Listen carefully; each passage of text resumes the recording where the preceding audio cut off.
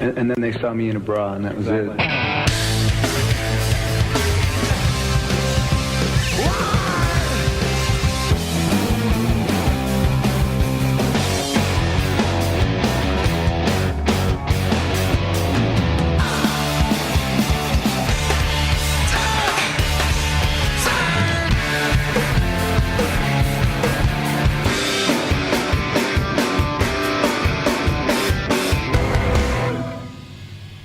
What's going on, Pearl Jam nerds? You are listening to Single Podcast Theory. I'm Brad Lyons. And I'm Brad Blazek. What's up? Hey, man. Hey. We both sound really chill today. Yeah. You know? Hey, guys. Yeah. That Sunday afternoon recording. Yeah. You know? Been eating all day. I'm just full. Poor little Blazy like, just told me he didn't get his Sunday nap. So Blazy's tired. Sunday nap. Get the fuck out of here. Aren't you? You hate naps, right? Mm-hmm. How do you hate naps? It's the greatest fucking thing in the world. I mean, guaranteed, or anxiety attack after I wake up from a nap, an unscheduled, unintended nap. I just freak out about, like, I've missed something, there's stuff I could have been doing, blah, blah, blah. And now I'm going to be up even later because I accidentally fell asleep for 2 hours. Well, that's why I like it, because now I can stay up later. Yeah, no, I like to get dude, that 8 hours, you know what I mean? If you'd let me hit pause right now and I come back about 9:30 and we could finish, I would do it. For real? No, can't do it. Can't do it, man. I think it's because I in my head I'm catching up on sleep that I didn't get during the week because I stay up way too late. I should go to bed. Yeah, especially for what time you go into work. Yeah. I'd be an insane person now. Yeah. I kind of fell into that trap. I don't know if we've talked about this before, and this has nothing to do with Pearl Jam, but that kind of like this conversation or this whole episode. We don't know yet. We'll explain that in just a minute. And now I don't remember what I was saying. Oh, naps or getting up early for work. Oh my God. Man. What was I just saying? I'm the old man that can't remember 30 seconds ago what we were talking about. I know. What was I going to say? You were talking about how much it would kill you to get up so early for work. Nope, I don't think it was that. Well, oh, man, fail number one for the great experiment. You know I'm going to remember in like 5 minutes, too. Yeah, that's fine. I remembered something. Yeah. We were talking about... we were talking last night about that place that I quote unquote volunteered at in Florida. Yeah. And it was like a kids thing. Right. It was called Give Kids the World. I finally remembered. Awesome. Well, no one knows what you're talking about at all. Yeah. When I lived in Florida, I volunteered at this place called Give Kids the World, and they were worked with Make-A-Wish Foundation, and it was like a woodsy campground place that the kids would stay at, and for a day or two, then they'd go spend the world at Disney Day, and then come back to this place. And we just, they had a petting zoo and ice cream and a pool and stuff. It was cool. Nice, man. When was that? Yeah. 95, 96. I was in high school. You were a young pup. I was 22, 21. All right, well, let's get on with this.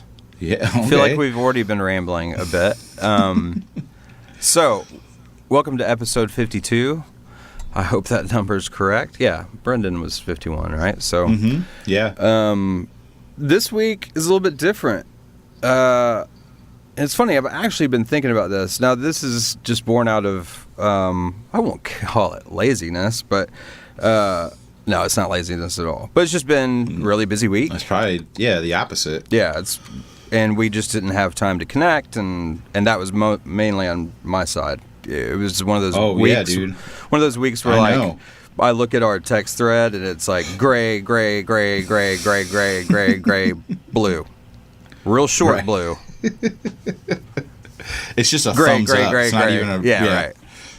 Or even better, it's not. I didn't even do that. I just liked the actual last text. Gave it the thumbs up. You know what I mean?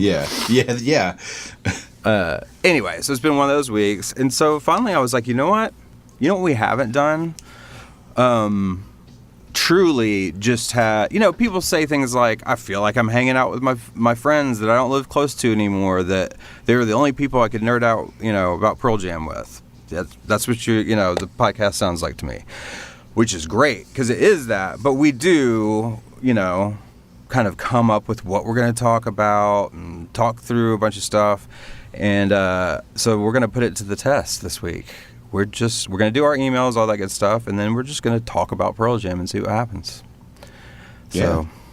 So, you texted me and said, what the hell are we going to talk about tomorrow? Mm-hmm. And jokingly, I said, Pearl Jam, ! And then you said, let's seriously do that. Yeah. And I'm like, all right, let's do it. Kind of takes the stress off a little bit, Yeah. So this is the episode title, which you've probably seen already, but freestyle ... yo. I still think it should be a comma, not an ellipsis. We'll hash that out. We'll see. We don't even know now. You might be looking at freestyle, comma, yo. It's true. But there's going to be an exclamation point either way. I mean, not that it's, you can't tell the future or anything, but considering who edits and uploads that's true. podcasts. Yeah, but I have access. I have gone back and fixed your grammatical errors. Have you? Yeah. Yes. Oh, really? Maybe I'll change it. And then change the password. After. Change the password to the email address as well. Oh man, everything would crumble.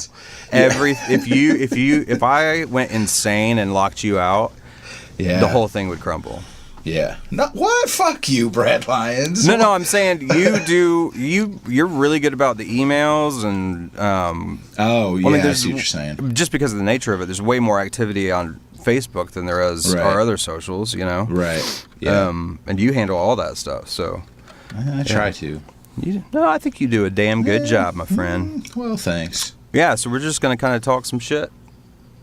Freestyle. But first we're going to do some emails. Yo. So we're going to start off, as usual, with some Pearl Jam story time.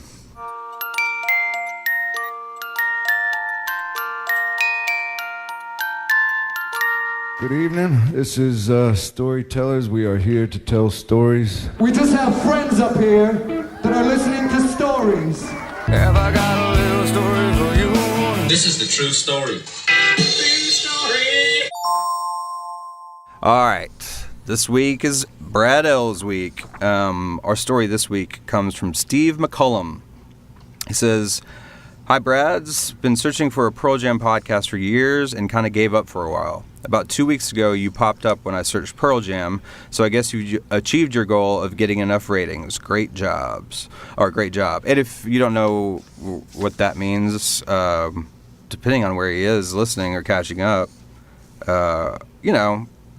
iTunes reviews really help us show up in searches. So we haven't talked about that in a long time. I'm just going to say, if you have a second and you're new to the show, we would love some reviews if you have a second. If not, no big deal. I'm already listening up to the MTV Unplugged podcast, and I really enjoy the inside information on the recordings and the behind-the-scenes stuff. Keep that coming." What's so funny? Just because this week is not going to have any inside information or behind-the-scenes stuff. So yeah. Well, you never know. This could. Hey, yeah, why are you being so fucking true. Deputy Downer over here? This could end up being our best episode that's ever. True. Yeah, that's true. Yeah, that should be the title. This could be our best episode ever. This could be. Yeah, you be the judge, yo. Yeah, maybe we'll switch it up. Let's see here. Where did I leave off? I wanted to share. Yeah, keep that coming. Wanted to share how I became a lifelong fan of the band. I'd always been aware of Pearl Jam, but was into more of the classic rock that all my friends were into. I remember hearing 10 in late 93 and wasn't quite hooked. Prior to that, I only knew the singles and videos from MTV. I was really impressed with the 3 NSL or SNL performances for Not For You, Rearview Mirror, and Daughter. Man, those are so fucking good. I still, if I don't know what I want to watch and I want to pull up some PJ YouTube, that'll be kind of like a default. Watching those and watching the, because they have like the sound checks up on YouTube as well. Yeah. When they're kind of like getting all the camera shots together and they're sound checking and all that shit. It's cool. Let's see here. Is that the one with Adam Sandler? I think so. Yeah, it was. Or no, not Adam Sandler. It was who was the host? You know what? I actually don't remember. But Adam Sandler had done that promo. Right. But no, the host was oh god. I mean, you know who he's that dude from that movie. There you go. His brother's real famous. Winning. Who's that guy? Charlie Sheen? Yeah. Who's his Emilio Estevez. That's right. You're right. Yep. And at one point, like him and Eddie are like talking while they're like setting up. Oh, really? I don't think I ever saw that. I think that's cool. No, maybe I'm misremembering. Well, I don't know. I'll go check it out. Though. Anyway, he says though about those performances. What'd you say? More of that great behind the scenes banter. Yeah, man. About those 3 performances, he says, "Man, Eddie was intense." Yeah, that's one of the reasons why I always go back to those. I think. Yeah, great stuff. Yeah, the summer of '94, I remember really warming up to Versus. Roll ahead to Christmas time, and my aunt bought me Vitology as a gift, and we finally got a CD player as a family stereo. I got to discover this album front to back and was hooked. Last Exit, Spin the Black Circle, Not For You, Whipping, Satan's Bed were fucking badass. Nothing Man and Better Man were great slower songs, and I even liked I Davanita's Groove and was aware of the secret message of Pry-To shortly after the release. Stupid Mop was also intriguing, capping off the mood of the album. I like this. I like hearing someone like that from the beginning didn't just toss out the quote-unquote weird tracks. Like, yeah. I mean, like I did. You know? Yeah. That's cool. You don't hear that a whole lot. Let's see. Fast forward a couple months, and I found a bootleg tape of the Monkey Wrench studio versions of the Vitology album, and loved the raw sound. I then stumbled across Fox Theater and a video of a Milwaukee show in '95 when they played Maggot Brain, which I believe Brad B was at. Were you? I was. Hell yeah, man! My first show. That's badass. It was awesome. From then Even on, I was like all the way in the back. Yeah, but still. I mean, but the Atlanta show I went to, I didn't have great seats, you know? Right. It was still amazing. Oh, God, I'm lost again. Okay. From then on, I was saturated with Pearl Jam bootlegs. My first concert was Toronto '96 during the No Code tour. Yeah, no shit. I almost passed out in the pit during Blood after getting kicked in the head by multiple Doc Marten boots. Since then, I've seen them a modest 12 to 15 times. Damn, dude, that's awesome. Yeah. It says, I also agree with Music Brad, how I kind of preferred the slower tempo of a 1995 Corduroy or a 1992 Even Flow. That's the first time someone's separated us by me being Music Brad. Yeah. I wonder what That's my funny. moniker is. Brad. Music Brad and Asshole Brad. No. Oh, please. You're a fucking darling. All right. Let's see. Anyway, it says, I tried to keep this short, but I've been following them for about 24 years. Keep up the good work and keep on rocking. Steve McCallum, Toronto, Canada. Thanks so much, Steve. I love that story. Yeah, I wonder how... Because that was like the Ticketmaster days... But is Ticketmaster, this probably sounds stupid, but like is Ticketmaster only like a US thing? Or was that part of... I don't know. I mean, at that age, back when I was really active, like when it was Ticketmaster and all that, I wouldn't have, I don't know if that's like a multinational thing or if it... Do you remember Ticketron? No. I wonder if that was just a like Chicago thing or like a northern thing. Ticketron. That was I don't even think I've ever heard of that. Yeah. But, well, thanks again, Steve. Appreciate you taking the time to write in. Yeah, you know, you talking about Music Brad. Excuse me. And you guys prefer the slower tempo of the older stuff. Mm-hmm. I would listen to something, I can't remember what, but it was an older show. Yeah. And they were playing stuff like so slow. Are you talking like cool. Dave A era early stuff or? No, it was Jack Irons. Okay. I'm trying to remember what show that was. I was listening to. He did slow them down in some ways. Yeah. I don't mean. But I'm like, I don't mean cool. that in a bad way. No, it was good. I mean, I'm like, this is really good. I don't mind that they're so sped up, but it was cool listening to that slower stuff. Yeah, absolutely. Or hearing them play it slower was pretty cool. It like kind of jumped out at me, like, man, this does sound different right. than it's like what I've been. Over the years, they've like bumped it 5 BPM a year for however long. All right, what you got next? Okay, I think Andrew Plath wrote in. Yep. Is that the right order? Yeah, man. All right. Hey, Brads. Congrats on 50 episodes. I'm going to save this next part for the end. Great episode to cap it off as well. I like the points about how Eddie has changed, maybe mellowed over the years. I remembered something that happened before Nothing was released. Eddie was on a Cubs... Man. Hold on a second. You can get some water. Mm-hmm. All right. I hope that won't happen again.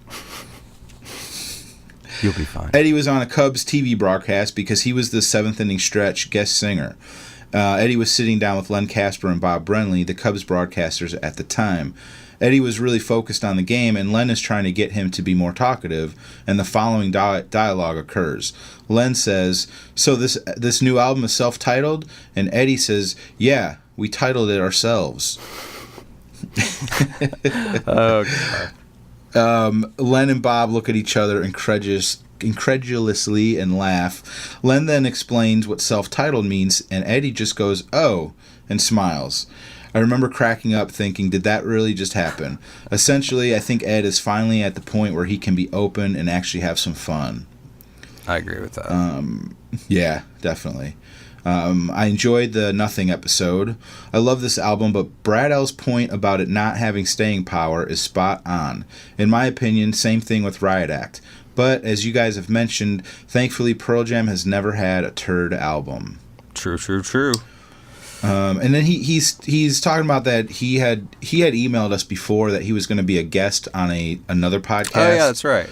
And they did actually record it. And I just wanted to give them a shout out because I did listen to it. And it was pretty good. I mean, they talked about Jeremy, the song, cool. And the video, because the podcast is called Mental Illness in Pop Culture. Oh, wow. Yeah, and it's 3 presenters that are counselors, and then the other guy is an academic that studies the interaction of race and pop culture that influences their viewpoints. Sure. And like I said, they talked about this song and the video for Jeremy. And it was cool. It was really interesting, I would have to check that out. Yeah, Mental Illness in Pop Culture. And you can I found it on iTunes, but I'm sure you can find it wherever podcasts are out there.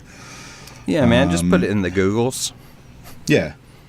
He says, "Keep on whistling, Andy." So, are you? I'm not happy about that. Oh, God. Really? That's all it took? One mention? Yes. The first mention? Yes.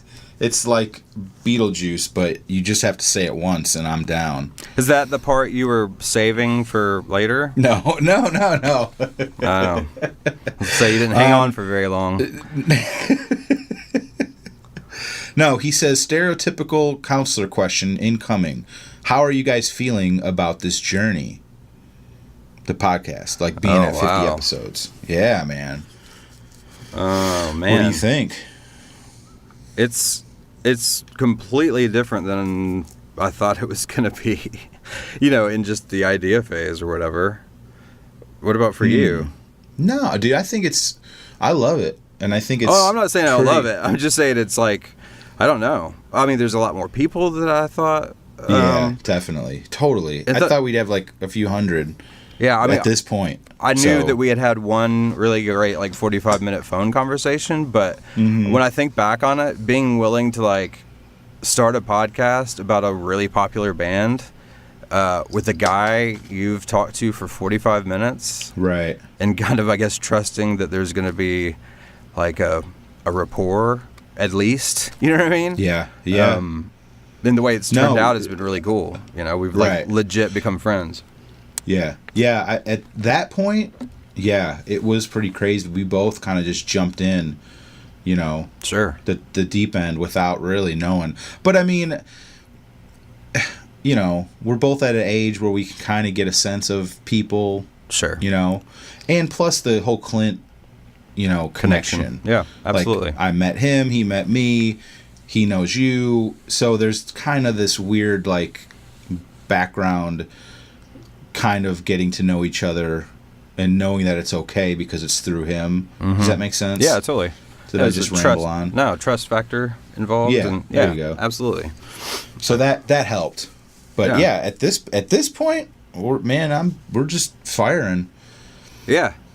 I mean, it's So, I feel more and more comfortable in certain ways, like every time we put out an episode, you know what I mean? Yeah.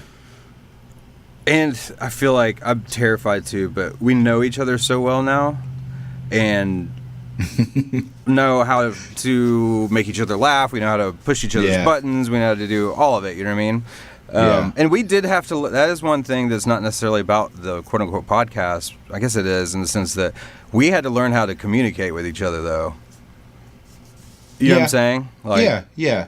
As anyone has to, but when you're doing it in this context and the whole crux of what you're doing, what you're putting out into the world is communication. You know what I mean? Like you really have to kind of like speed up the process. Yeah, but there's definitely like background conversations that we had to have after the initial like, hey, how you doing? Like, I'm Brad, you know, and I've seen Pearl Jam 9 times. Oh, dude, that's a lot. You know, just the niceties. But then when we start getting down to like the actual like technical part of doing this, you know, we had a couple of nothing bad, but we had some deeper conversations about like, you know, we need to do this and we need to do less of that, and I don't want it to be this way and I want it to be that way, and you know. It's all been, but it's been amazing. But now it's all a sham. We started hating each other at that point, but we figured, well, the podcast is doing all right. We'll just pretend like we still like each other. We'll do it for the kids. Absolutely, yeah. Staying together for the kids, man. Yes, it's a lot of kids. Kind of makes me want to. Oof, that's terrifying. Yeah, but I mean, we've had some like late night phone conversations. Where we've gotten like, I think I trust you enough to tell you the deepest, darkest secret. Yeah, man. Like last night? Yeah. Yeah. Yeah, just put it out there.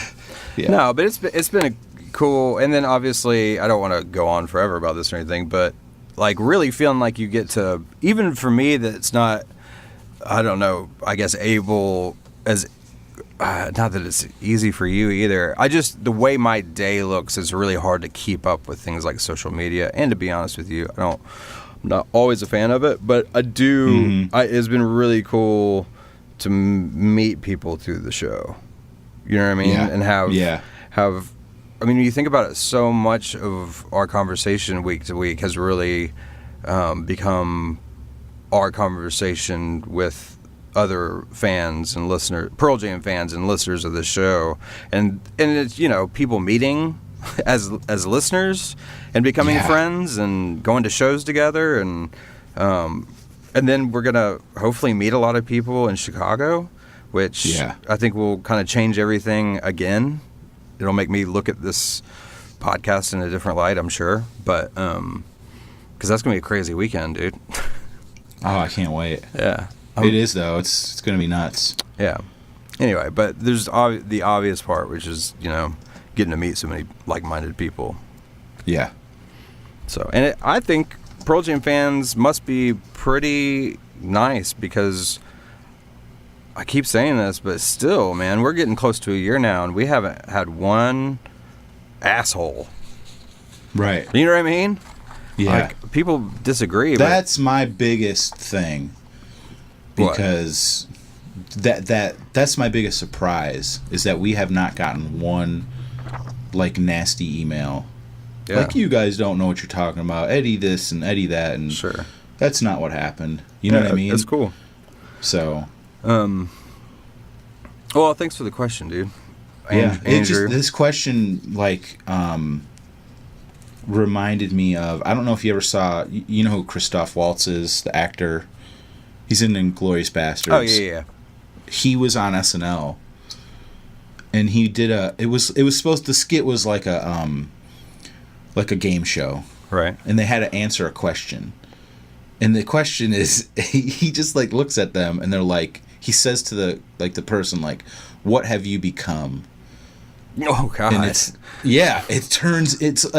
like this big like game show, and this like crazy music, and it's like, we're gonna have fun, and here's your host, and he comes out and he's like, "Hey everybody, I'm so and so, and now I just have one question for you. What have you become?" And then they just like slowly zoom in to like the contestant, and he's just like, "What?" Like, holy shit. And he's like thinking about his whole life. And I'm like, when I read that question, like, how are you guys feeling? And I'm like, I'm good. I think I'm good. Are we good? I don't know. No. Should I not think about this right now? But maybe that means I need to think about it. And, yeah. God. I'm like, I need to talk to lions. That's funny, man. All right, let's move on. All right, what do you got? Thank you, Andrew. Yeah, man. We got a email here from Tom Leahy. And he says, "Hey, Bradberries, I wanted to write in and say..." I know, I like that's that one. That's a good one. That's a new one. That's a new one, right? Yeah, it is. Yeah, I like that. it. Bradberries. Actually, I really like that. All right. Yeah. I wanted to write in and say I think it's been fitting to have Riot Act, Nothing, and Brendan O'Brien episodes relatively close together. It sets up one of the Pearl Jam fan questions that's definitive for me. Where does Adam Casper reside in the Pearl Jam timescape? All right, so Tom, you've got to be like some sort of recording nerd of some sort, right? To like ask. And it's a really good question, but I don't know, non-musician, non-recording arts people would necessarily think to ask about that. You know, am I right? Yeah, definitely. Okay. When I saw this, I'm like, this is all Brad Lyons territory. This email is from Music Brad, not Brad. There you go. He says, when Adam Casper entered the Pearl Jam picture, I was so primed for that collaboration. I certainly wasn't tired of or bored by the Brendan O'Brien sound, but by the time Chad Blake was chosen to produce Binaural, the band had trained me to crave creative shakeups. Although I like Binaural, I viewed it as a transition album in which they were getting used to being a band that happened to have Matt Cameron as its drummer. I thought of Evacuation and Rival as songs that signaled even better things to come. When Riot Act came out, I felt like I was getting exactly the album I had been waiting for. I had loved Yield so much, deeply connected with it on so many levels, and Riot Act was like Yield Part 2 for me. Yield set in a Bush administration backdrop. Well, there's already a lot just in that one paragraph. Yeah, that's a really interesting take on Riot Act. Yeah, because for me, and I think for you, like, I don't associate those two albums at all together. I don't, but it's kind of funny. It's like, I mean, the chronology does matter, you know? Mm-hmm. It's like, yeah. I think sometimes when a record ends up being one of your not favorites, or it just came out at a time where maybe you weren't like 150% in with a certain band at a certain time, you can kind of lose those records a little bit. I think Riot Act, I did not like Riot Act. I definitely kind of wore it out or whatever, but I just kind of felt like, yeah, it's funny. I didn't feel like it was a continuation of Yield, but maybe that makes a lot of sense. Yeah, you make an interesting point. I never really thought of it that way, but yeah, when Riot Act came out, that was a real low point in my life, you know, and I wonder if that's subtly or subconsciously, like, I associate that album with that time in my life, and a bad connection to it. Yeah. I do that with records too, but it's just an interesting thought. I fucking love Rivals so much, man. I just wanted to say that. It says, Noted. I love the live recording sound that Adam Casper created on those albums. A lot of those tracks make me feel as though it's the middle of the night in a quiet city and I've stumbled upon an amazing band playing in a small club. In promotional interviews, band members talked a lot about how many of the recordings were the second or third take. Take that spontaneity and add in the rhythmic ninja skills manifested with Mad Around, and you get magic. It seemed like exactly where they needed to be at the time. Rick Rubin said once that his goal with producing was to make each song sound like the very best version of the band's live performance. I feel as though Adam Casper was triple underlying that the very best version of Pearl Jam was as a live band, and it didn't fucking matter if it was their best performance. It would still be transcendent. Just get the microphones in the right place. Yeah.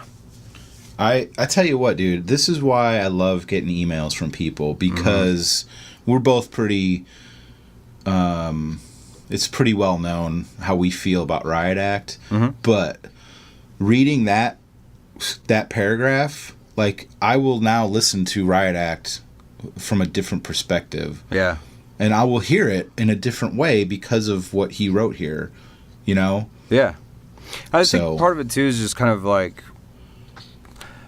sometimes, especially when you've been a fan of a band like that for so long, like, you kind of have like these personal blinders that you put on with each record and how you feel about it and blah blah blah blah blah. And sometimes you don't get this opportunity, but with a band like Pearl Jam, one thing about doing this show has changed. Like, it's making me take a few steps back and kind of look at a wider lens. And when you kind of look at 10 records, not even counting stuff like Lost Dogs or whatever, everything really does kind of make sense. You know what I mean? Like, if you kind of take that personal, subjective whatever off for just a second, and maybe that's a painfully obvious observation and really stupid, but it kind of helps me look at it like that when we're going to do an episode about a record, Yeah. All right, let's get through this one. That dovetailed perfectly with Ed's skill of writing lyrics with immediacy, performing with immediacy, bringing you along for the ride. A lot of the Riot Act and Nothing tracks contain descriptions of being heartbroken by someone you love or the country you love. I think Adam Casper's approach captured that in a way that made you feel you weren't hearing those feelings through the filter of a radio or a bullhorn. A friend was sitting down to tell you very explicitly the ways in which they were being torn apart inside. The sad coincidence was that the same thing was happening to you, or had happened to you. Fortunately and unfortunately, you weren't alone. Hot damn! That's a good paragraph. You know what I mean? I felt like that a lot. And he said it better than I have in the past, but just that whole idea of, like, I think we talked about one time, I do listen to, or went through a long time, it's less now I would guess, but listen to a lot of super chill music, and depressing music. And people are like, "Why? How could you listen to that? Doesn't it just make you more depressed?" I'm like, no, it makes me feel like I'm not the only one that feels this way. Yeah. You know what I mean? That someone else felt that way and were able to articulate it through music. So, I love that paragraph. Tom, let's see. All that is kind of my pre-single podcast theory attitude. To me, Riot Act and Nothing sounded like the album's most true to the band's vision of itself. I stand by that opinion, and I would have liked to have another album or two that included Adam Casper. But that sentiment is tempered by hearing the more in-depth thoughts about Brendan O'Brien's approach offered by you and other listeners over the course of this podcast.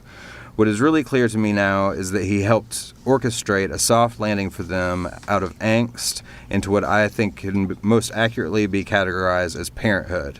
Not that parenthood's angst-free by any means, but it's a different perspective, for sure, than you against the world. I believe it was in one of the Lightning Bolt interviews where Ed said he had built a mausoleum to introspection, but the kids don't have any patience for that. The new Pearl Jam model leaves room for them to be themselves, but not necessarily be caught up with themselves. Backspacer in particular has so many aspects of it that carve out the room for their current dynamic, lyrical themes, overall album length, approach to live performances, and so on. It starts to become obvious that Brendan O'Brien knew exactly how to cut off some excess weight with a scalpel to make room for other things, and that's exactly what the band needed. Enough said for now, I think. Keep on rocking, Tom from Vermont. Man! That's a good one. We could do good email. We could do like half an episode just about the email. Yeah, I know. Is there anything that we didn't quickly address? Oh, well, one thing just for me is that it's might be the first time I've come in contact with someone saying that my favorite Pearl Jam producer is Adam Kasper. It's just kind of like like a given, or like you have to think Brendan O'Brien is God if you're a Pearl Jam fan.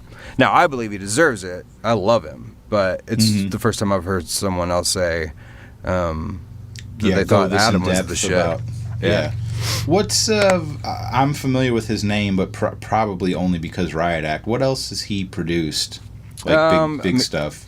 A lot of stuff you probably listen to. I mean, he did Soundgarden. He did Down on the Upside. He did King Animal.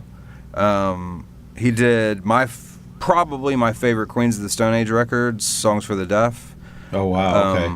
He did 2 of my favorite Foo Fighters records, which, and then he did 2 Eddie Vedder solo records. He did Ukulele Songs. Oh God, what's the name of that other one? It might have been his first one, but Eddie? Yeah. The Into the Wild? I don't remember. I have to look it up. But he's done 2 Eddie records. Does he have another? God, we're horrible Pearl Jam fans, right? Oh, I don't know. I didn't bring my phone or anything in here, but yeah, I don't know. He's got 2 credits for Eddie Vedder records. Of course, I didn't write the titles down, but or I can't think of the titles right now, but yeah. So he's done lots of great shit, and all those observations are true. I mean, he's definitely like all those records that I just listed. The kind of like accentuating the live aspect of a band is totally in Adam Kasper's kind of wheelhouse or whatever. Yeah. So, I looked it up. Oh, you did? Yeah. What you got? Into the Wild is his first solo record. So he did that one? Songs. He did. Okay, cool. Adam did. Awesome. Yep. Yeah, man. All right. So, I mean, obviously he's got to be friends with Eddie and the boys too, you know? I could be wrong. I thought, though, in the past he had also been a engineer along with Nick Didia on some stuff, but I could be making that up. Anyway, thanks for the email, Tom. What you got next? John Farrar wrote back. Yeah. B&B. I don't have any controversial Brendan O'Brien or Clint Wells Comedy Hour opinions. So I'll just chastise you for making us wait for that Yield episode another week. God. Well, it might be a few more another weeks. Yeah. I used to drive by his... Sorry, I just was saying, we did intend on holding Yield back. Yeah, did we ever talk about... I don't think we ever talked about this. Now I feel really bad. Plans had to change. I'm just realizing this. And I had sent an email to our Patreon supporters. And then we had, because of scheduling conflicts with some guests, we had to nix it. And I never wrote back saying, hey, this is what happened. So sorry. So now I just realized for however many weeks, people have just been like, is this week Yield? Is this week Yield? Yeah. So we're going to have to disappoint you for a little bit longer. Yeah. Anyway. Hopefully, man, maybe... I'm not going to say nothing. Nope, don't. He says, I used to drive by his studio sometimes and wonder what parts of No Code were recorded there.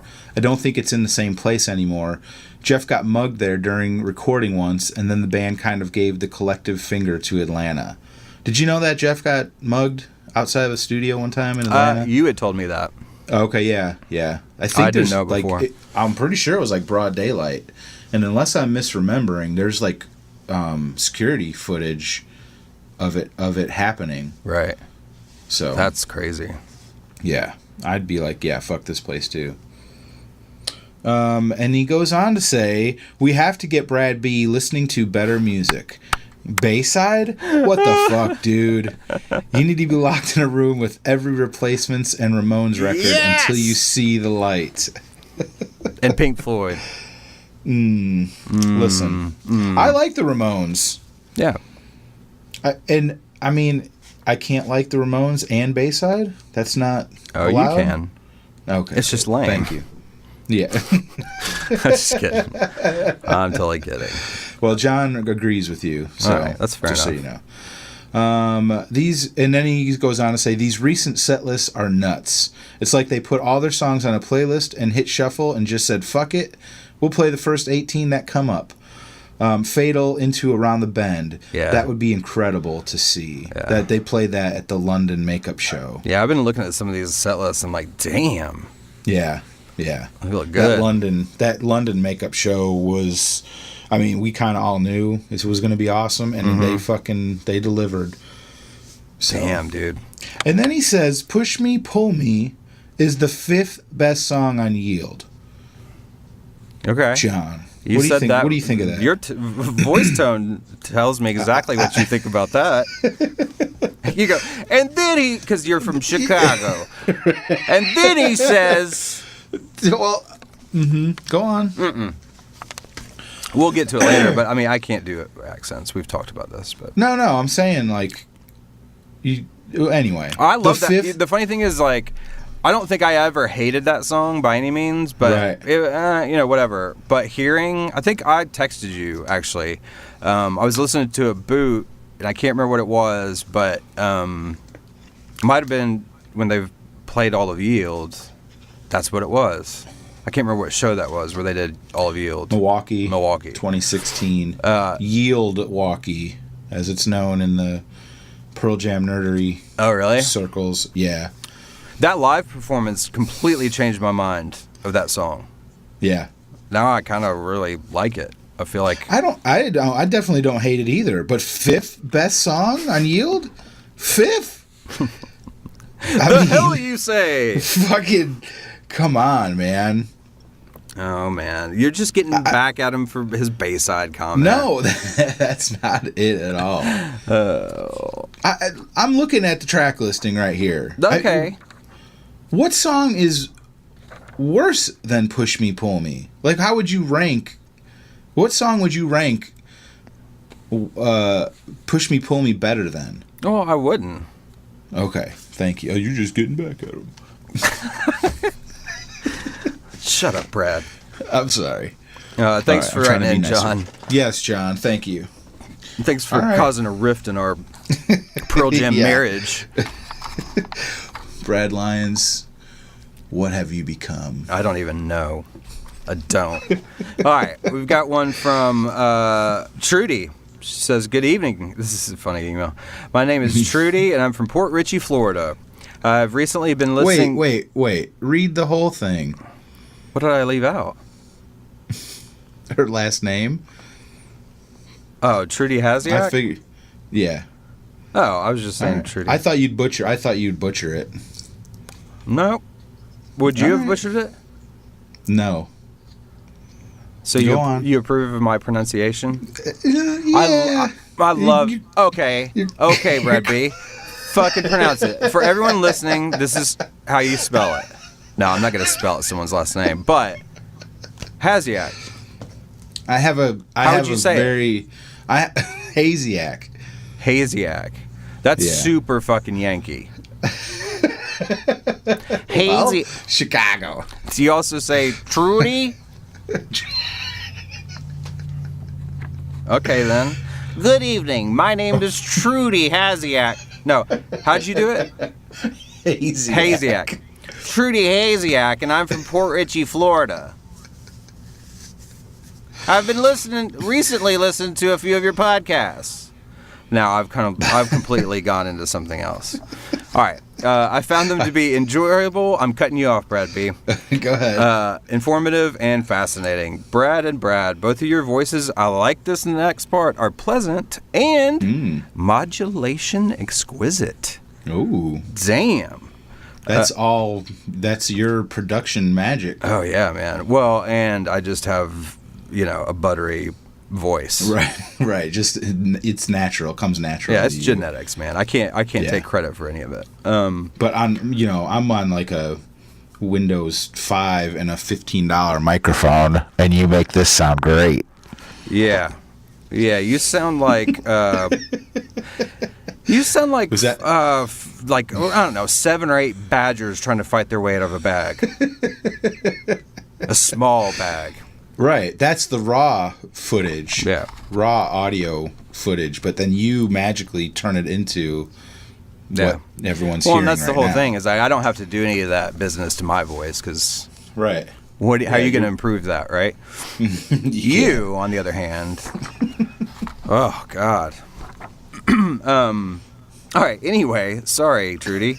And now for the content of your shows. I understood you were both speaking English, but I had no idea what you were saying.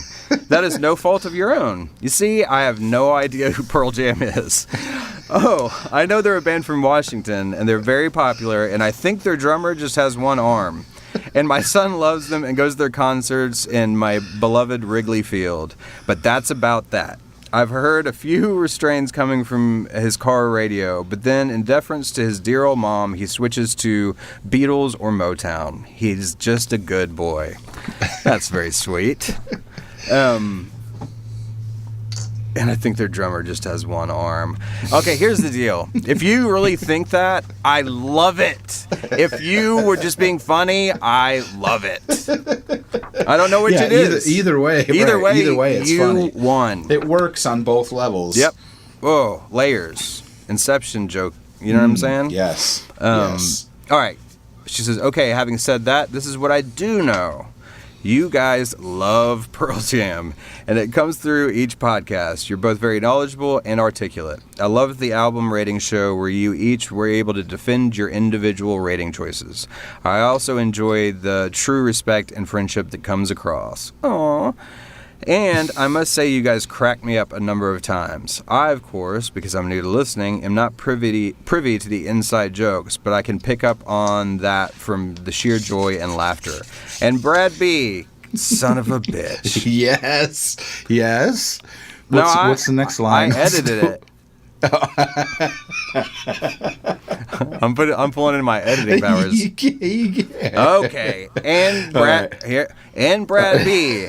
Do not stop that slide whistle.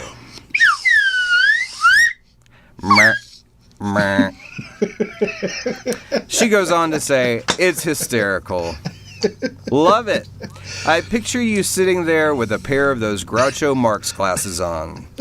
The big black frames, the nose, and the bushy black mustache. I like the way you vary the programming with emails, special guest appearances like Amanda B. and Storytime. So in conclusion, you guys are doing a great job. Keep it up. Go Cubs.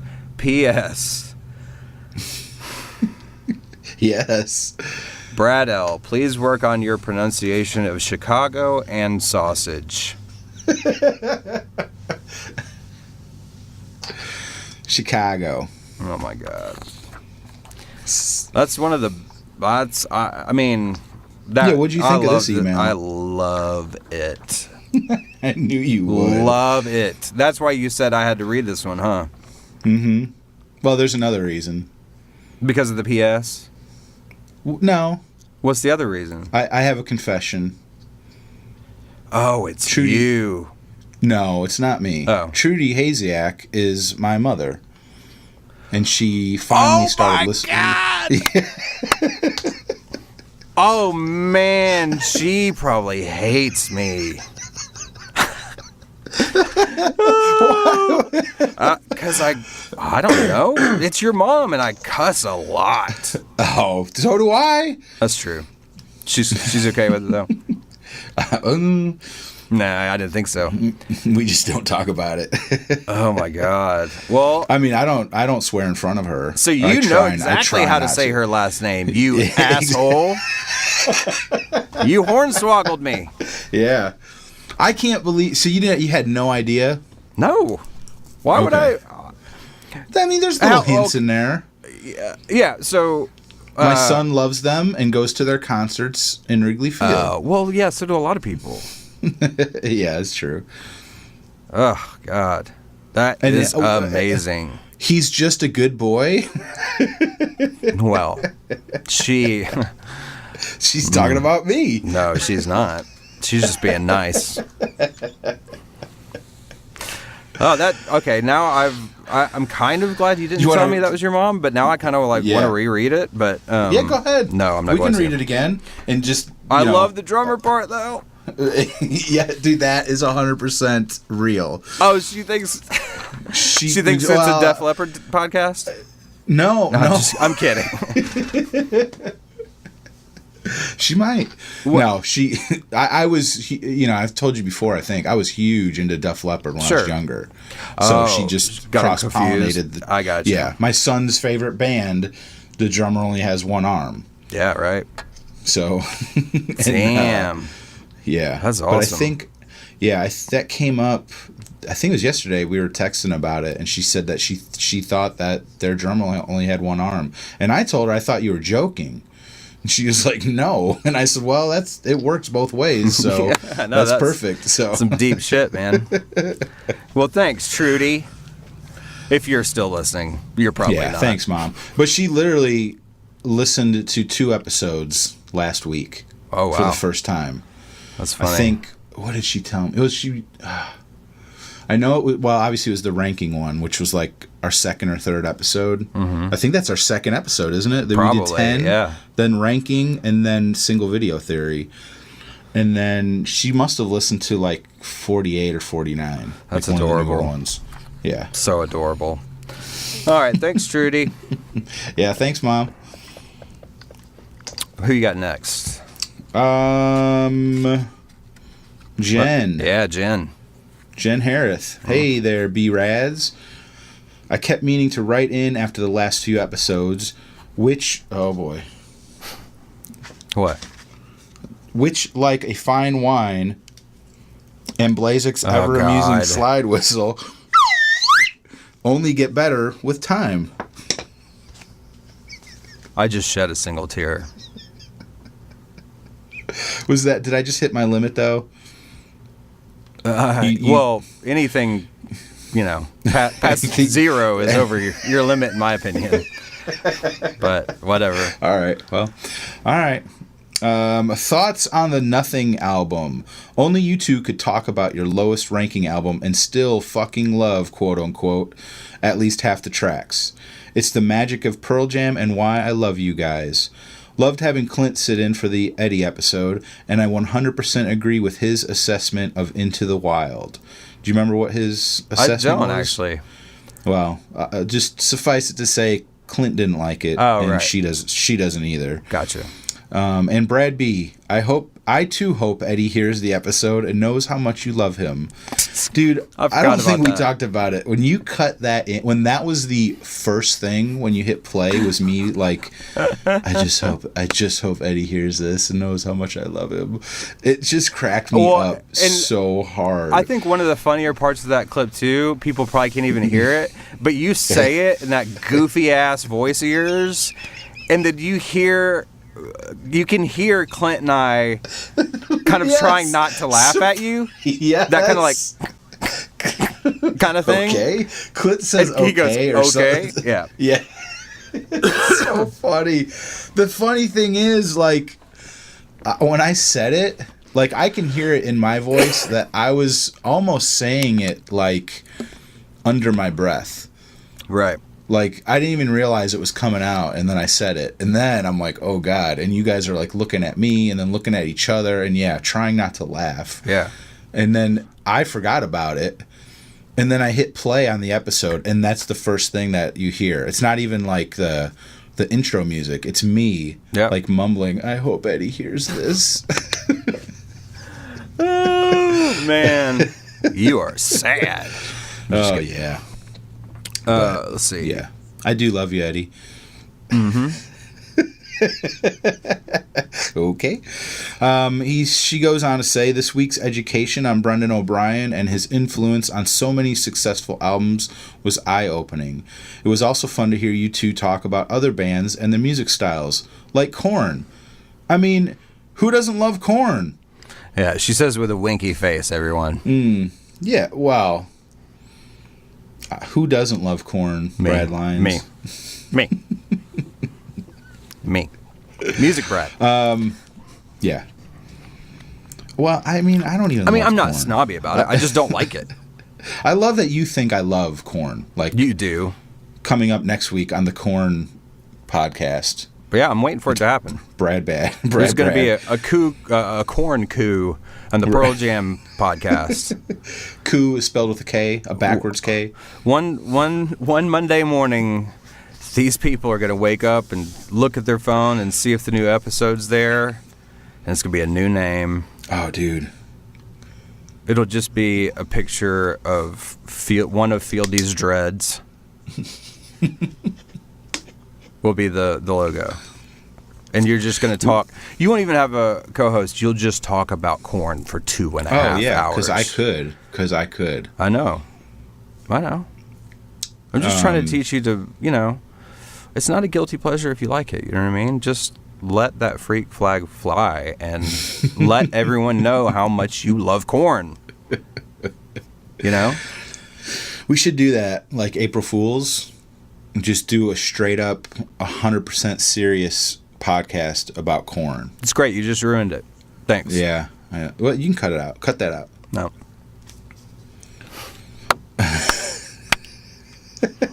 All right. Back to Jen's email. Keep it up, guys. I expect many more fantastic episodes, but we'll settle for a bunch of decent ones and even a handful of crappy ones. Just don't stop nerding out anytime soon, Jen. Oh, you don't have to worry about that. How did she know that our next episode was going to be a crappy one? Oh, man. She's got her finger right on the pulse, doesn't she? Yeah, definitely. All right. This is a short one from, which I appreciated because I kept forgetting to look up the song. This is a reference to the Brendan O'Brien episode. Yeah, we're talking about Incubus. Yeah, it's one of our OG listeners, Neil Hansen. Oh, there they are. Yeah. Good God, it's been like 2 months. Yeah. Was that Starling? That was Dharma. Okay.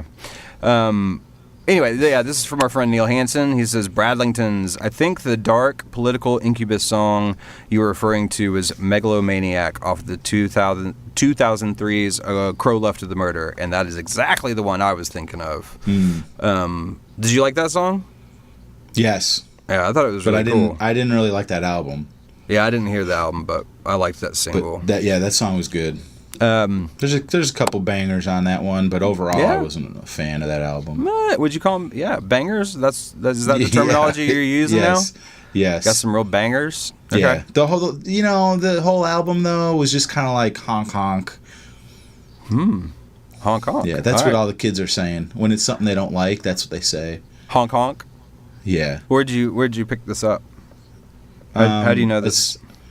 Well, it's something Amanda said. Oh, really? Yeah. Okay. But that's not actually what she said. I just misheard it. What did she say? I'm trying to make it a thing. Oh, We were talking about Chinese food, and there's a Chinese place here in town called Hong Kong. Yeah. And you Chinese, and I guess no one likes it. Oh, okay. And what she said was like they're all like honk honk, and I thought she was saying honk honk to mean it was something that's like the kids don't like. You should start that. I just did. I know you did.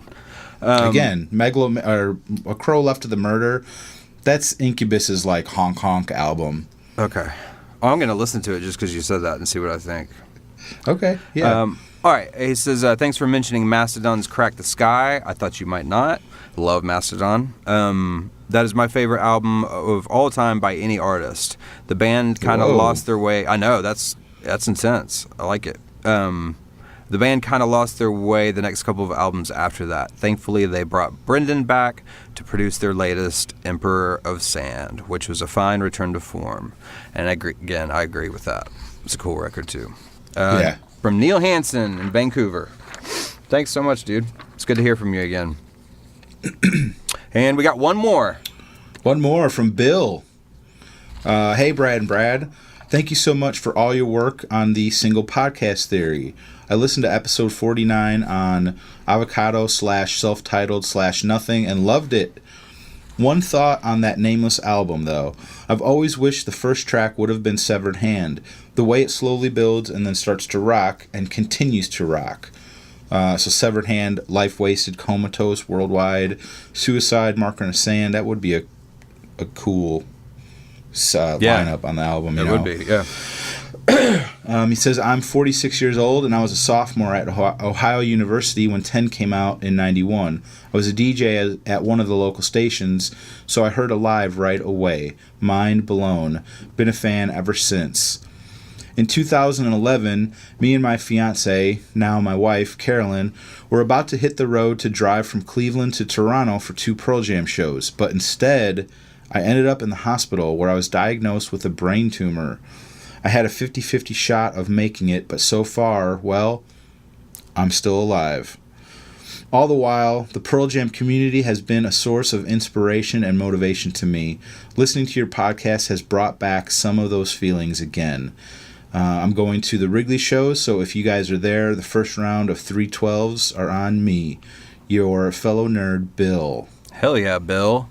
Dude, yeah, that's pretty cool that people listen to the show and get, that feeling that, like, I get when I go to a show, and hang out with the Pearl Jam fans. Sure. So the fact that we're doing that for someone is pretty cool. So thank you, Bill. Yeah, and Bill, you're a fucking badass. Yeah, dude. That was in 2011? Yeah. Man, keep it up. Whatever you're doing, keep it up, man. That's badass. Don't smoke and drink lots of water. Yeah, like the opposite of what we do. Yeah. Well, we do half of it. We both drink lots of water. We drink a lot of water. But man, thanks so much for sharing that with us and reaching out. Appreciate it. Yeah. Keep in touch. I mean, Wrigley. He said that he's going to Wrigley. So. Oh hell yeah! We all gonna meet. Definitely. Yeah. Yeah, we'll be figuring out somewhere where maybe we can announce somewhere where we can all meet up. Yeah, we should. Well, I don't know. Never mind. Okay. Just it's official. I mean, it's always been like we're going, but it became official this week that we'll be there. Friday. Yep. The 17th. Yep.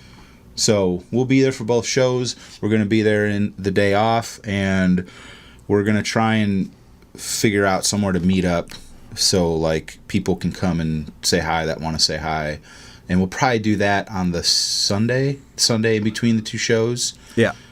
But I mean, for people that aren't going to be there both nights, like we will be around, and I'm sure I'll have my head in my phone all day.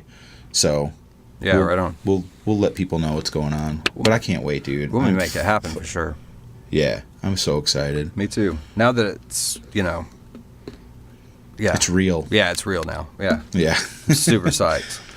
Oh, well, we should say, too, right? We need tickets.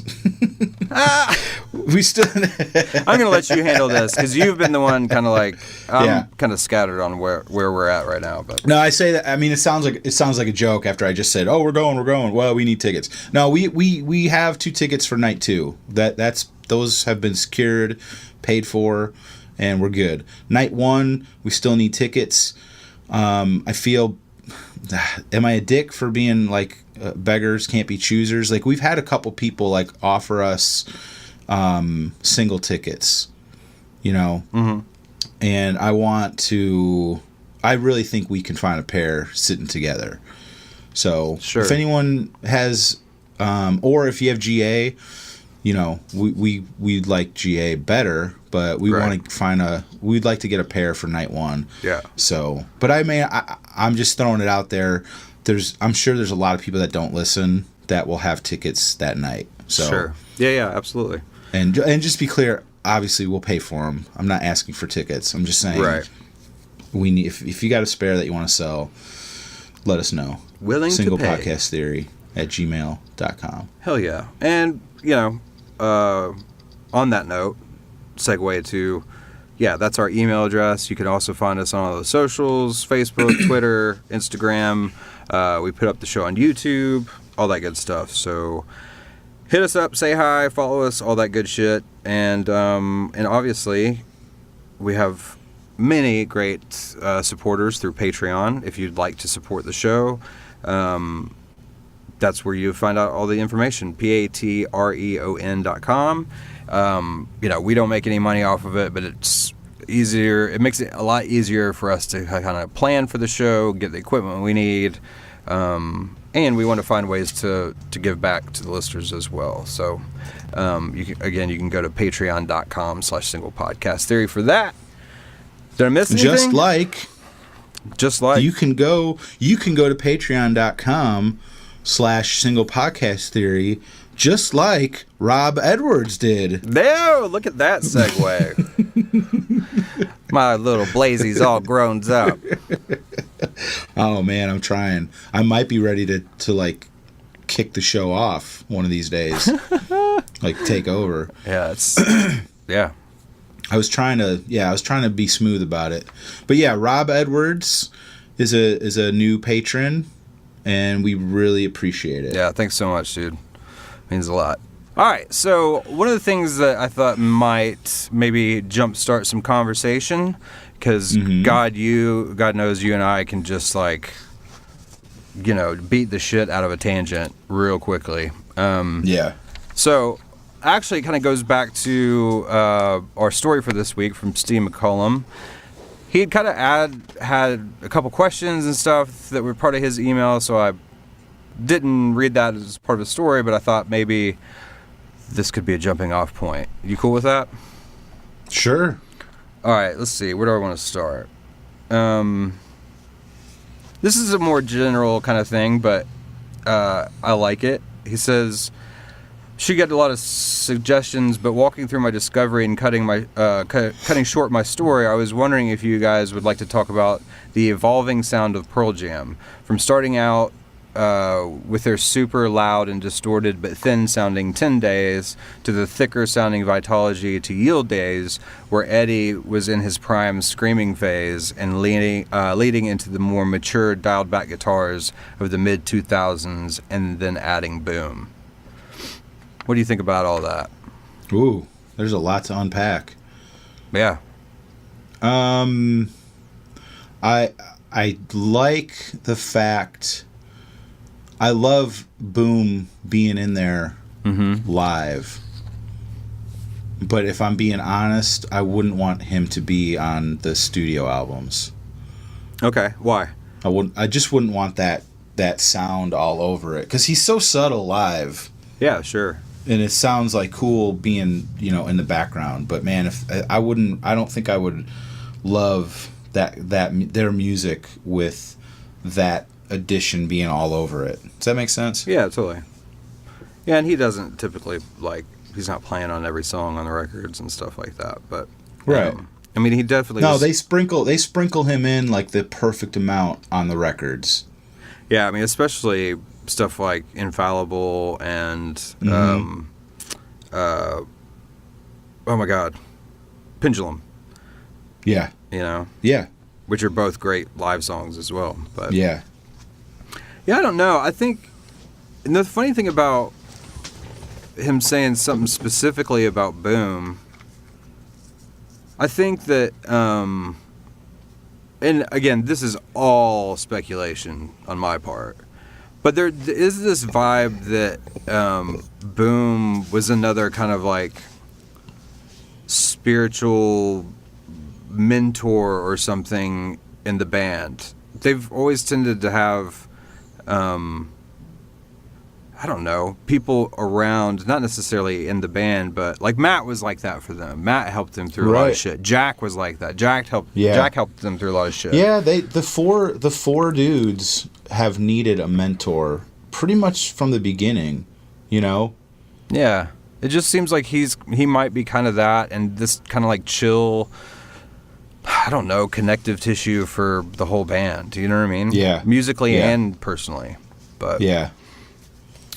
And for me personally, I like that he said something specific about the kind of dialed back guitars of the mid 2000s, which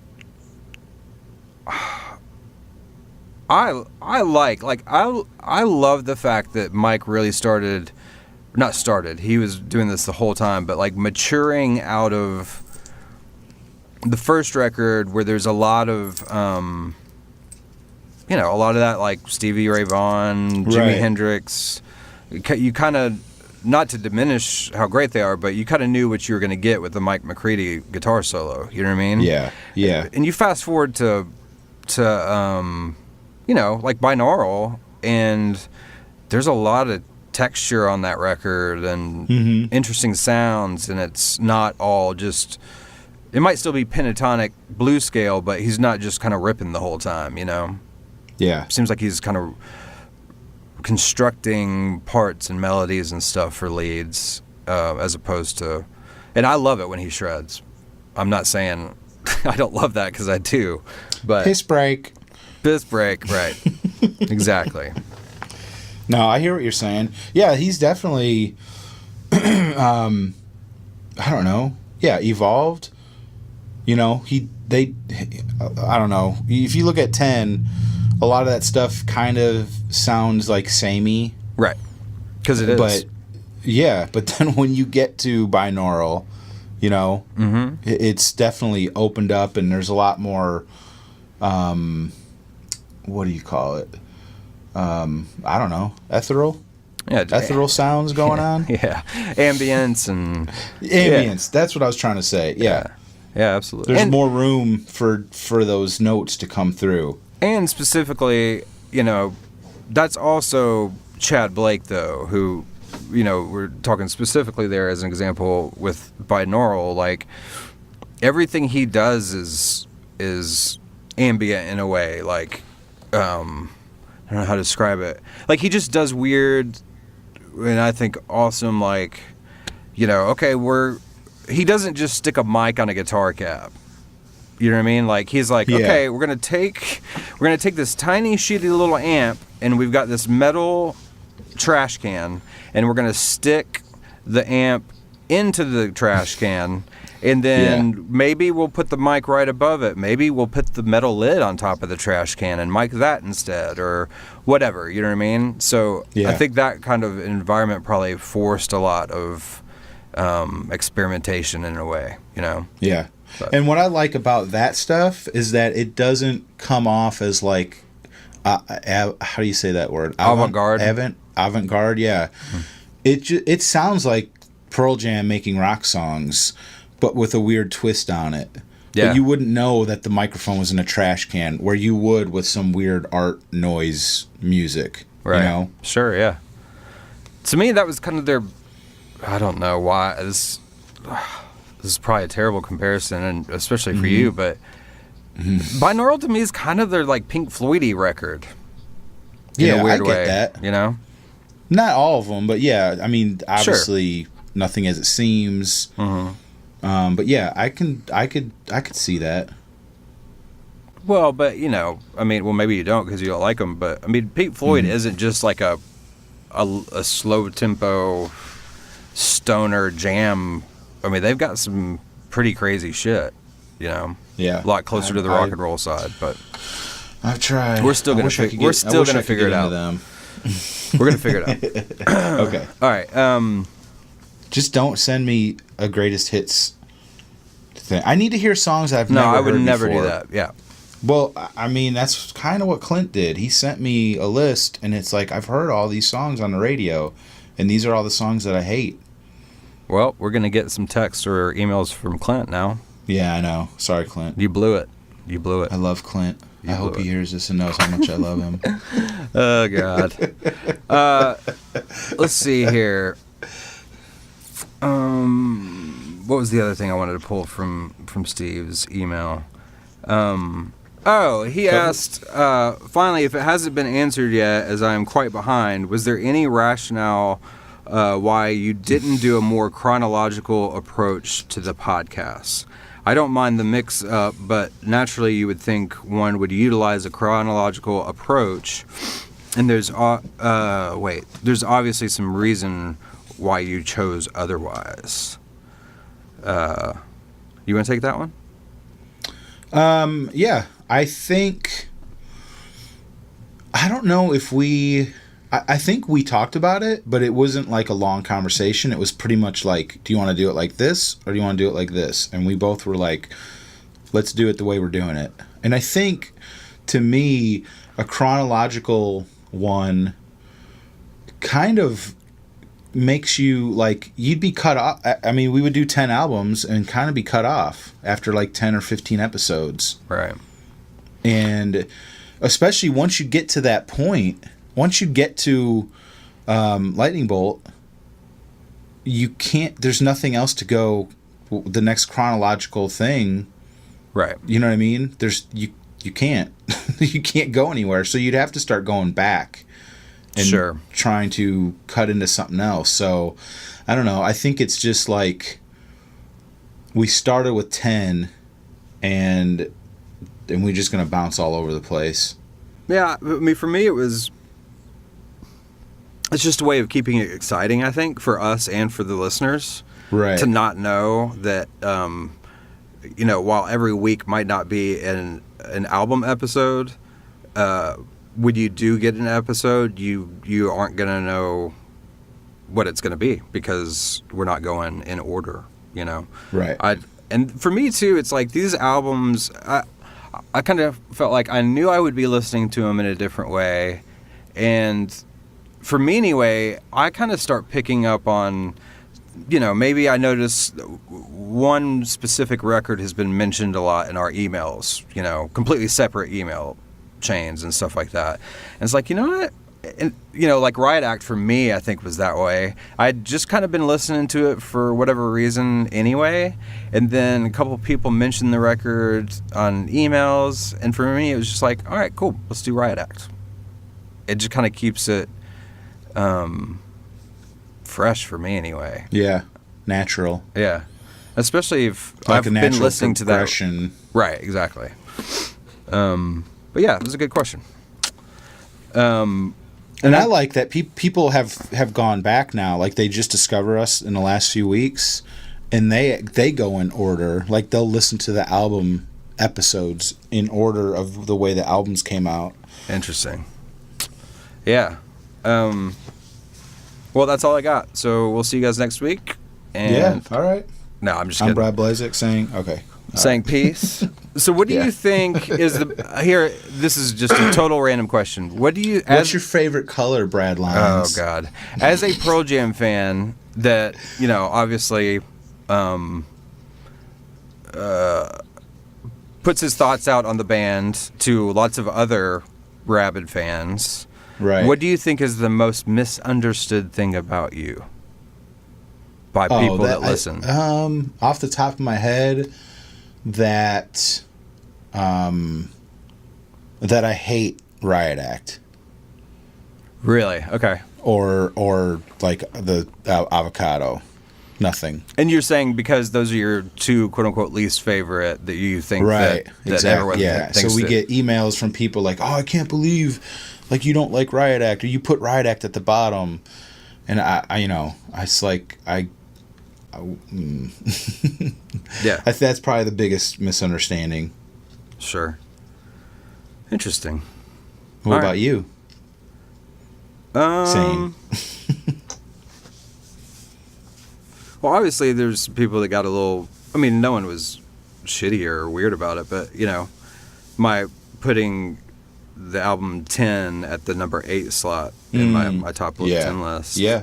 Same kind of thing, I guess. Like people think I'm not a fan of 10. I absolutely am. That's why. That's how I fell in love with the fucking band, But to me, it just feels. I love hearing the songs from 10, like maybe on a boot or something. But I wore that fucking record out, and then to kind of live with them and see what they became, and I liked what they became so much better than what they were at the very beginning, to be honest with you. Like, I liked the rougher, more fuck it mentality towards recording and writing, and you know what I mean? I don't know. Yeah. So, I mean, I obviously I think 10's a great record, but Yeah. it's not my go-to anymore. But whatevs. Well, you got anything else, dude? I mean, we covered a lot in the emails, but Yeah, we went deep in emails. Did we ever talk about? You've only seen them once or twice just once. in Atlanta? Mm-hmm. Okay. Have we ever talked about that? Like, do you have any like major story? Not major, but do you have any stories from when that time you saw them in Atlanta? I think you said they opened. Did they open with "Hail Hail"? Oh, hell yeah. Or, I mean, that's what I was okay. about to say, is that Yeah. the opening song was just like, holy shit. Like, this Right. is, it's like this is meant to be. I've wanted to see them for so long, and little did I know I was about to tour myself for a living. You know what I'm saying? Like, and that would make it really hard for me to go see shows. Right. Anyway, I was so excited I finally got to see him. I was with a really good friend that really loved Pearl Jam too, and they opened with one of my favorite songs, That was pretty special. Yeah. But And do you remember that was? I'm looking it up here real quick. Atlanta. 98 or 96? It was 98. It was Lakewood Amphitheater? Yeah, the September, I think it was the Okay, first. yeah. Yep. Yeah, Ooh. I mean, I got it right here. So yeah, Hail Hail, Animal, into Given to Fly, into Do the Evolution, into Dissident, into Corduroy, into I Got Id, into Wish List, Even Flow, In Hiding, Last Exit, a rap. Do you remember the Yeasty Girls rap? Oh yeah. Because I was like, what the fuck is going on right now? That's funny because that seems like that would be something they did like in 91 or 92, but not 98. Yeah, it's crazy, the right? Yeasty Girls rap. I haven't. I've watched it just because of the novelty of it, like years ago, but I don't remember what that was at all. Yeah. No, I mean, I haven't even finished the list, and those are like, everyone knows a lot of those are my favorite fucking Pearl Jam songs. Yeah. All squashed into like the first 10 or 11 songs. But I also got Off He Goes, MFC, Better Man, Brandon J. Then the first set ended with Alive.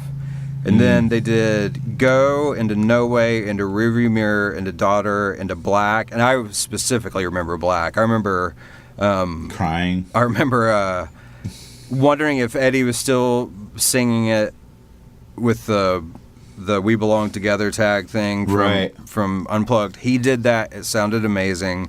And then I just remember there's there was the extended mic solo at the end of it, which was pretty badass. Which went into Porch, was another jam. And then my favorite song, Yellow Ledbetter. Yeah.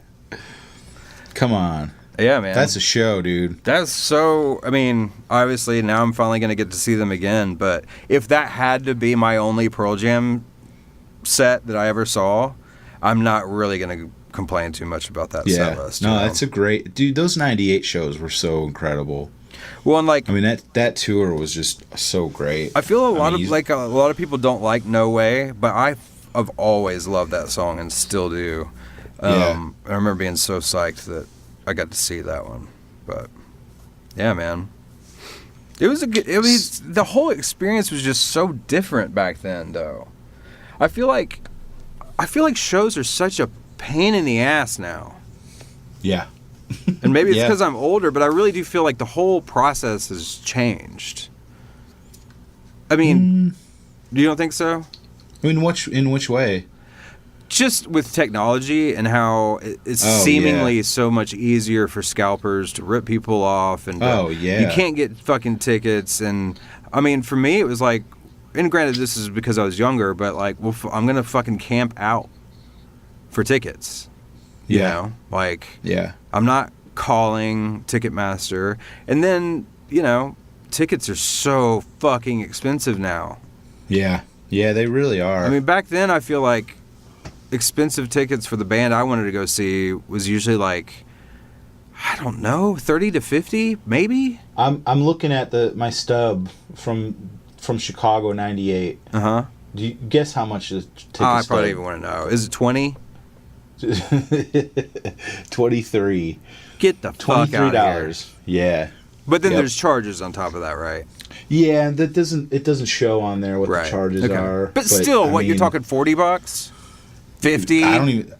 I doubt it was that much back then, because when they were fighting Ticketmaster, they were fighting over like a $2 charge. Right.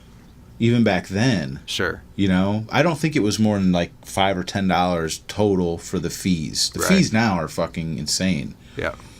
I was looking at Ghost tickets because Susan wants to go see them. Where? And there's like in Louisville. Okay. At the what is it? It's not the Pageant. That's St. Louis. Yeah. It's something with a P. I saw 311 there. But anyway, it's like a $40 fee. Yeah, it's for the insane. ticket. I'm like, what the fuck? Yeah. Like, how the fuck can they get away with that? Well, I mean, who's gonna? Yeah, I don't know. But it's that or don't go. Right. You know exactly. what I mean? Like, because people are still gonna go to the shows. Yeah, and I don't know. Is it Ticketmaster? Is it Ghost? Is it the theater? It's the Palace. I just thought of it. The Palace Theater in Louisville. Oh yeah. You ever been there? I think I've played there before. It's real like. I know I've seen shows there before. I saw. Leslie took me for my birthday one year to. She had gotten Jason Isbell and Ryan Adams tickets at the Palace there. In Louisville? Mm-hmm. How fucking far of a drive is that for you? It's a hike. It's like probably 5-6 hours. Were they not playing anywhere close? Dude, it's more than that. Is it? It's 4 hours. It's like 4 hours for me. And I'm like 4 hours from you. Anyway. I mean, we did we made a trip out of it. It wasn't like we just shot up there for the show. Like, we got a hotel downtown and like kind of stayed for the weekend and all that shit. You're such a fucking goon. But it was cool too to think back on that because Jason Isbell wasn't Jason Isbell yet. Like, he was just about to put Southeastern out, which is the thing that kind of made him blow up as a songwriter. And I remember, he had just gotten sober. He was talking about that. He still had like the, I don't mean this in like a mean way, it's just how to describe it. Like, he had the baby fat still. Yeah. Where you look at him now and he looks like a fucking, chiseled. Yeah, he's a badass. But, so it was cool to get to see that. It was just him by himself in that theater, just an acoustic guitar. Yeah. And I was like, holy, because I knew who the Drive-By Truckers were, and I thought they were cool, but they never really, I wasn't like a huge fan of them. Yeah. But I liked listening to them. And then I knew he had left, but I don't really think I understood what his role in that band was and how good of a songwriter he was. And then, it took a couple solo records, but once he got to Southeastern, he was just fucking on fire. Next level. Yeah. Yeah, it was killer, man. We just went on a Jason Isbell tangent, and I like it. We went from that to Ghost. That's right. Well, I think we can wrap it up here, don't you? Sure. Thanks for letting us try this out, everybody. Hopefully you made it to this part of the show. Yeah. But, sorry. As usual, we'll be back next week. Email us, singlepodcasttheory@gmail.com. And until next week, I'm Brad Lyons. And I'm Brad Blazek, saying, please stand by the shore. I will be there once more. Damn right you will. Yeah. Please, guys, stand by. We'll be back and better than ever. Whatever, dude. This is fun. Yeah. All right. Yeah, that's right. That's right. You get what we give you. That's right. And you'll be happy about it. Yeah. I'm out. I died and you just I died and you watched. I died and you walked by and said no. I'm dead. That was hot. Fuck yeah. Woo! And the rest of you guys. Oh my God. Oh, All right, God. well, you ready to let the great experiment begin? Freestyle? Yeah, man. Freestyle, yo. Yeah, let me turn this shit That's what I'll off. call it. Freestyle. Freestyle, yo. Yeah. Okay, cool. That's what I wrote in my book. Really? Mm-hmm. All right. I can see you're excited. No, I am. I'm just thinking, there's got to be a comma after freestyle. Yo. ... No. Well, because when you say yo like that, you're kind of referring to someone, right? So. If you put a comma in there, yeah, but ... just is like freestyle, yo. Doesn't make any sense to me at all. That's me. Oh God. Okay, we'll deal with the grammar of said episode later. But you got to have a exclamation point after the yo. Absolutely. However you do it. Yeah. All right. So we're on the same page. That like rarely happens to me now. Right. So I'm like, oh, that's great. Man. Yep, I knew all I had to do is wait a second. Just marinating in your own scent. So we start talking about shit, and so I'm like, ooh. Is it really? That's what you thought? Ooh. I was like, ooh, this will be a good cap to the conversation. Oh, God. All right, let's do the show that we don't know what's going to happen. I have a little idea, though. Oh, my God.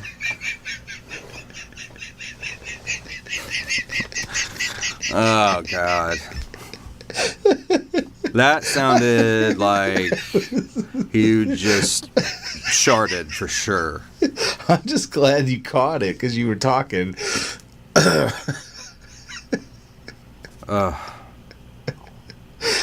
I think I'm good. No, you're not. Brad, don't act like this is like every once in a while behavior for you. This is every fucking time we get together. Silence. That's your blooper reel.